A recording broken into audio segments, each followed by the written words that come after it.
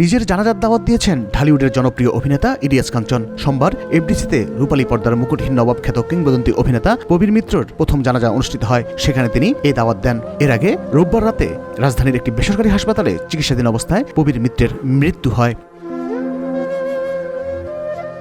জানাজায় উপস্থিত ছিলেন চিত্রনায়ক আলমগীর, উজ্জ্বল, শিল্পী সমিতির সভাপতি মিশা সওদাগর, নির্মাতা ছটকু আহমদ, খোরশেদ আলম খসরু সহ অনেক অভিনেতা অভিনেত্রী ও এফডিসির কর্মকর্তা কর্মচারীরা। ইলিয়াস কাঞ্চন বলেন, আজ যারা এখানে এসেছেন এবং যারা আসতে পারেননি সবাই যেন প্রবীর দাদার জন্য দোয়া করেন। আর এখানে যদি আমার জানাজা হয় তাহলে আপনারা সবাই আমার জানাজায় আসবেন। আমি আমন্ত্রণ জানালাম, সেই সঙ্গে আমাকে ক্ষমা করে দেবেন।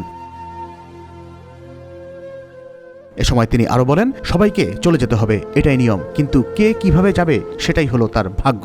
আখেরাত যার সুন্দর হবে তিনিই হলেন সবচেয়ে বেশি ভাগ্যবান। সেদিক দিয়ে আমাদের প্রবীরদা অনেক ভাগ্যবান। দীর্ঘ সময় প্রবীর মিত্র অভিনয় থেকে দূরে ছিলেন উল্লেখ করে তিনি আরো বলেন, এই সময়টা তিনি ধর্মকর্ম নিয়ে ছিলেন। সহকর্মী হিসেবে আমরা তাকে দেখেছি। দাদা ছিলেন অত্যন্ত ভালো একজন মানুষ। আপনারা সবাই তার জন্য দোয়া করবেন।